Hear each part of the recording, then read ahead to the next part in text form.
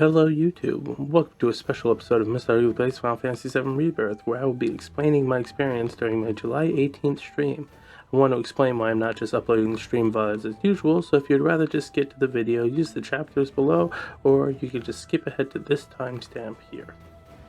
My local recording failed during stream and I didn't realize how bad my personal audio was until I attempted to edit the VOD. Instead of uploading a video where my voice is constantly being overshadowed by the ambiance, I chose to just do a stream summary instead. This took me much longer to script out than I originally planned for it to, as it's now September. The original VOD can be found in my Twitch videos if you want to see how bad it was for yourself. And now, on to the stream summary. I load back into where I ended my previous stream where Cid, Barrett, and Aerith are entering the lab underneath the Shinra mansion in Nibelheim. Cid attempts to open the doors to find only the auxiliary power is on and will need to restore the main power to open the doors. After smacking a switch to open a vent, I roll up to the next floor and begin combat, being forced to control Cid for the first time. It takes me an uncomfortable amount of time to figure out how his abilities work, but the bats don't prove to be dangerous enough to keep me from learning on the fly. Up to the next floor, I find an enemy I'm familiar with due to my knowledge of the original game, the Adjudicator. I know this enemy has a polarity mechanic where it will gain immunity from either physical or magical damage depending on how I attack it. I'll just make sure I'm right by assess. Right, Barrett has the assess material. That's fine, this will be an easy fight. If this enemy is anything like his original incarnation, the fight should be simple. Attack until he's immune to my damage, then swap to the other damage type until it's staggered. Rinse and repeat. As long as something I'm not expecting happens. What's that all about?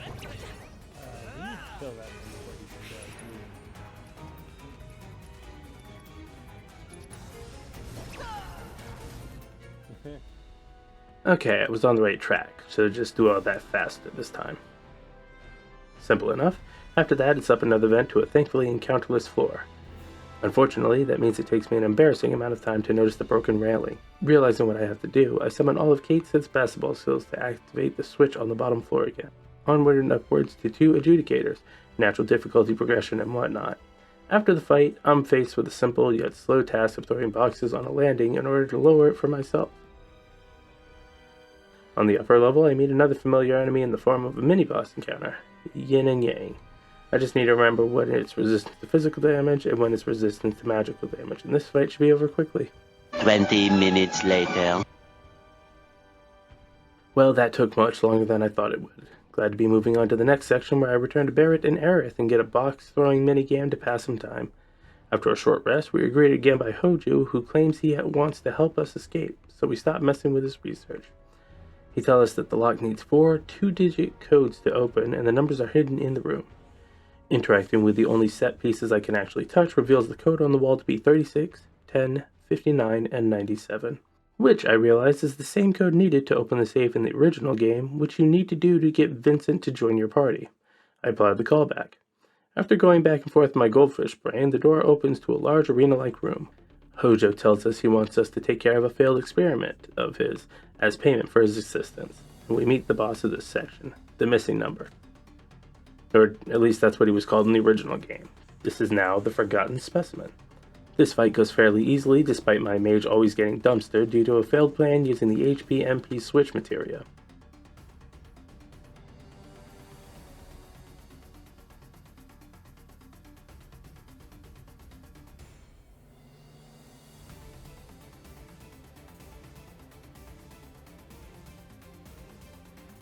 After the fight and Hojo's goodbye, the group rejoins Cloud, Tifa, Yuffie, and Nanaki.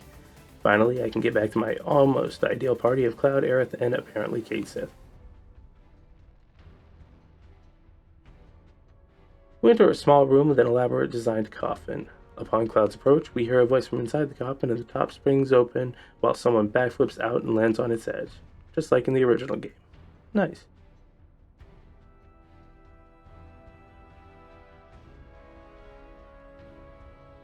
After a brief yet elaborate intro, Vincent asks for our credentials. We use our recently acquired ID card with about as much success as you would expect with a stolen picture ID.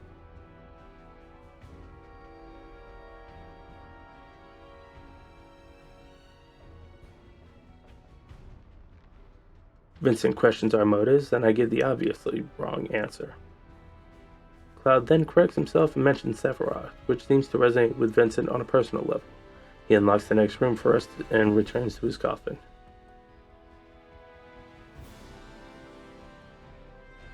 We entered to find the basement library just as I left it in the original game, with the exception of a new door, which triggers a migraine for Cloud when he enters it. We experience the room through Cloud's eyes as we follow a cable on the floor to 3 small chambers labeled with S. We hear a distant voice echoing through our memories, which is clearly Hojo's talking about samples of tissue, hair, and blood from an entity referred to as S. Nearly there.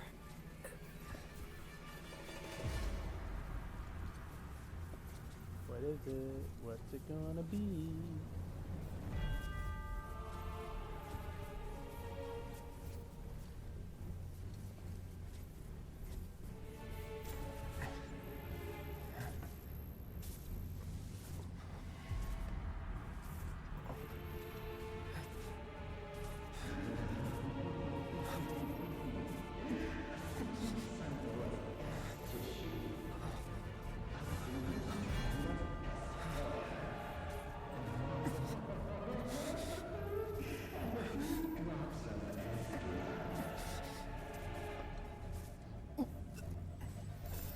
Tifa and Aerith come to Cloud's side as we hear a gunshot from the room behind us. Tifa helps Cloud out of the room where we find Vincent holding a gun up to the party. Vincent now accuses us of trespassing, without explaining why the sudden change of heart. We confront him as he tries to take Cait Sith away, and he instead transforms into his limit break, the Galleon Beast.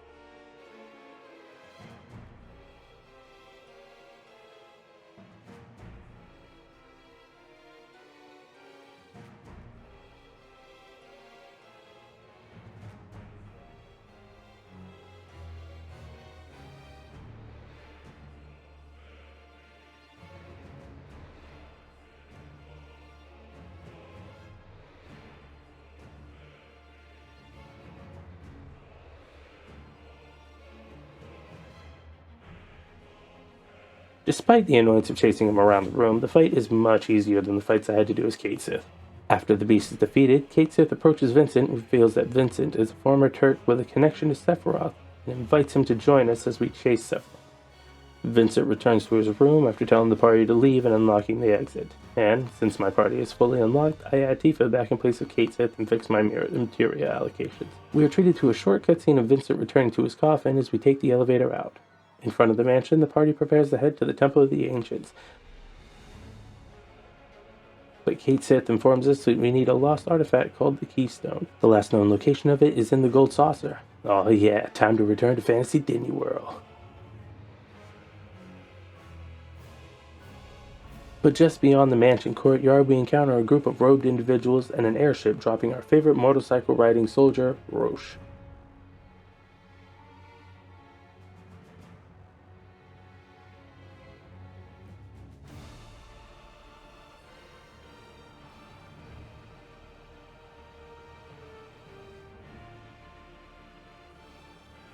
Roche informs us that he is defying orders to fulfill a personal need and attacks Cloud. Yet, Cloud continues to hallucinate Sephiroth in front of him. Roche claims that this will be our final confrontation, and Cloud tells the party that he will handle this alone, triggering a one-on-one battle against Roche. Nothing new in this fight, just perfect blocks to keep him from dodging my attacks. Upon his defeat, Roche states that there is no escaping the degradation before falling to the ground and rising back up as one of the robed figures.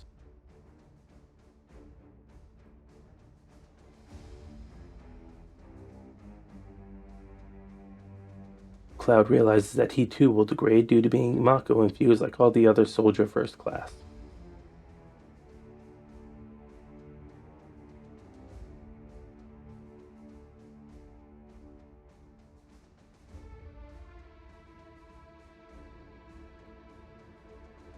We are treated to a cutscene of a worldwide broadcast appearing on a screen in Midgar slums.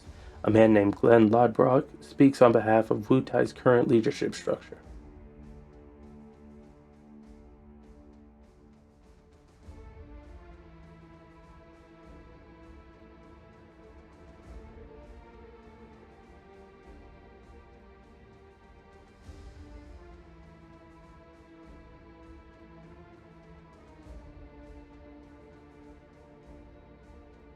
He delivers video evidence of Shinra's military breaking the ceasefire agreement and all but declares a reignition of the war between the two powers.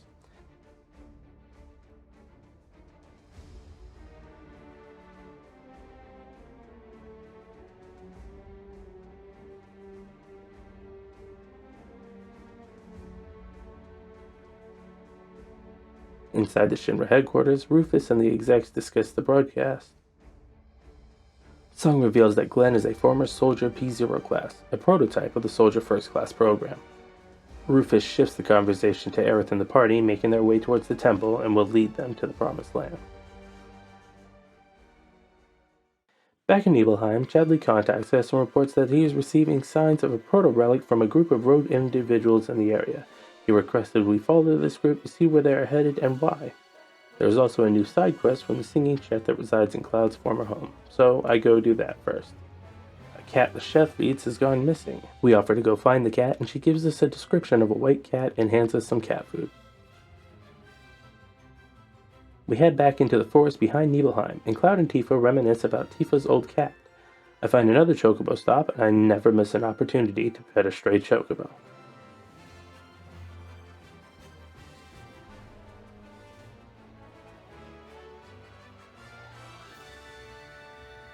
Tifa offhandedly mentions the red bandana that her cat always wore and the lore behind it. We find out that the cat we're searching for and Tifa's old cat are, in fact, one and the same, and it had kittens.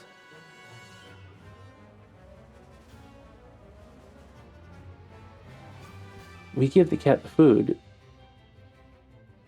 but then we are beset by fiends which scare all of the kittens away. We dispatch some of the fiends and follow the cat as it searches for its kittens. We find them hiding nearby from other fiends, which we clear out with ease. We finish the mission by slowly escorting the family of felines back to town, after petting the cat, of course.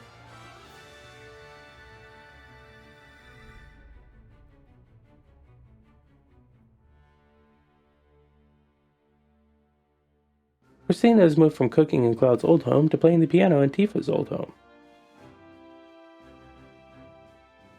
Christina decides to take in the cat and her kittens and chooses to name the cat Blanca. Cloud goes to correct her, but thankfully someone who is a little bit less socially awkward is there to stop him. The cat wants more piano playing, and Cloud is quick to volunteer Tifa after Christina backs down from it, triggering a rhythm minigame. Luckily, I get to play my favorite song in the game, Aerith's theme. I find it kind of funny that we get this song in Tifa's old room. I have a rough start of the song, but I succeed in not making Tifa look bad. I collect my minigame prize from the floor below and head off to get the Protorelic. What I am forced to do next for the sake of completion is, in my opinion, the worst gameplay decision of this game, and I haven't even finished it yet. I have to follow this group of robes as they shamble towards their destination. I'm offered with the option of shoving them to speed them up ever so slightly, but if I push one too far away from the group, he turns around and walks well behind the pack, before resuming his course.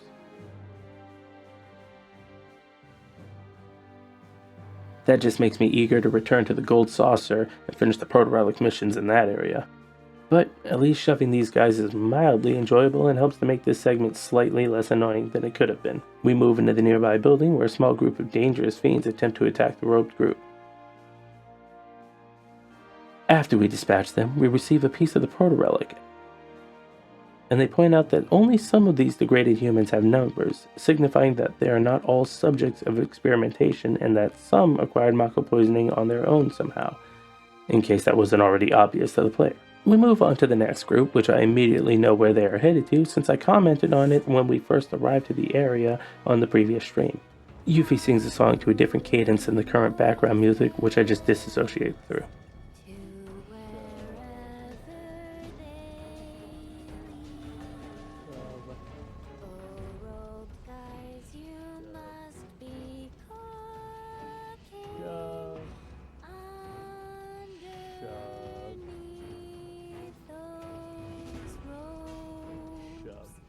Once we approach the door, we find out that it is locked, and the game points me to a submarine dock that I can use to get behind it.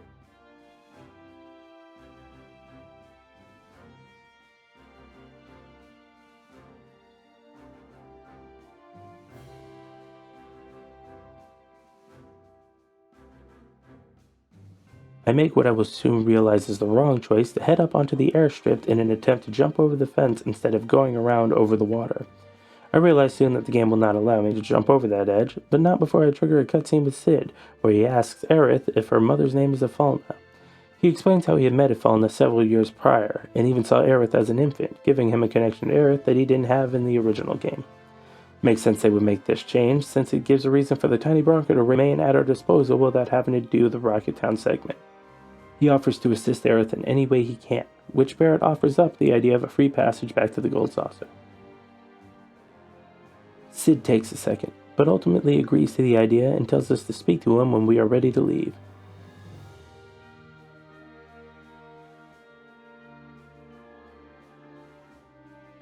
We head back down towards the water and make our way around the cliffs to the sub-dock and into the maze of the interior of this abandoned base. We have another mini-boss encounter and receive the second relic piece.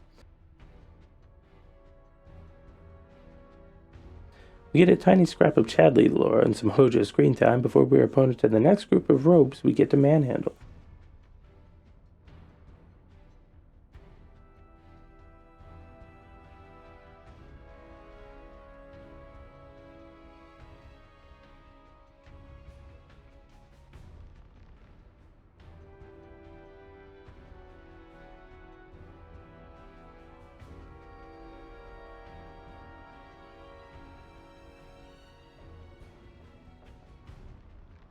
A simple log puzzle and a new mini-boss encounter gives us the next relic piece and a chance to reunite with our acquaintance from the beginning of the game, Broden.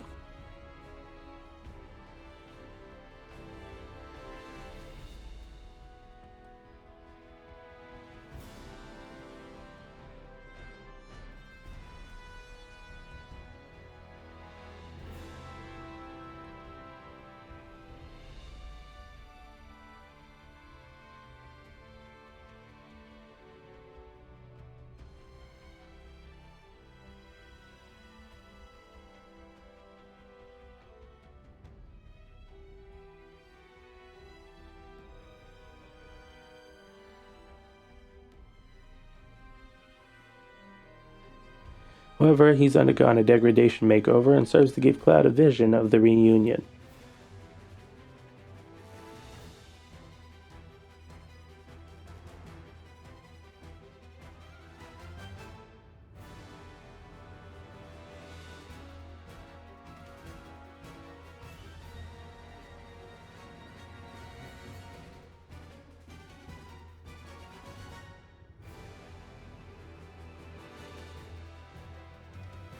We then move to a nearby beach for the final mission. We get pointed to a nearby island that the road people are walking to, Pirates of the Caribbean style.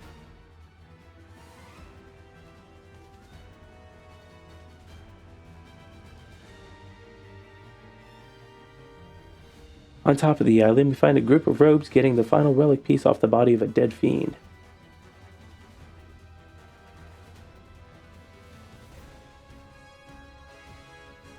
A few robes push past Cloud, pickpocketing the other pieces in order to combine them into the completed Protorelic.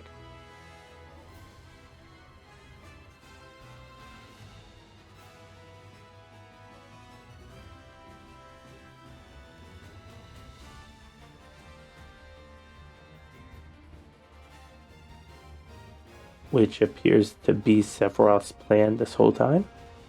Make that make sense.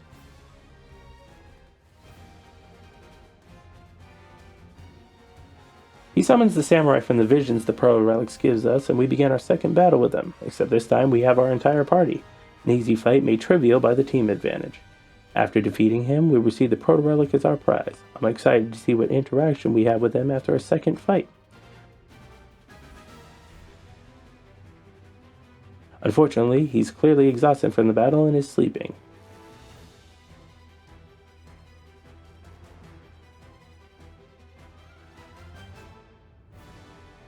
With the Nibble region completed, I decided to end the stream for the night in order to begin my next stream with our return to Fantasy Disney World. Or so I thought.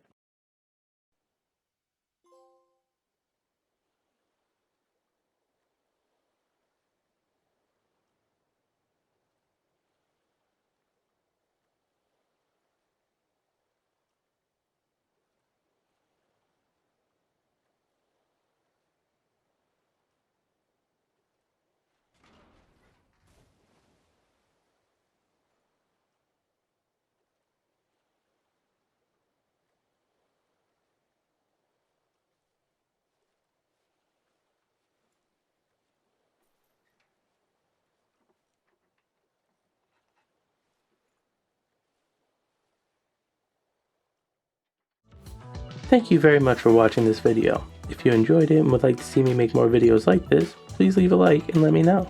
I also stream on Twitch on Wednesdays, Thursdays, and Fridays, and you can find my stream schedule there and on Twitter at MrUgly1000. Till next time, see ya.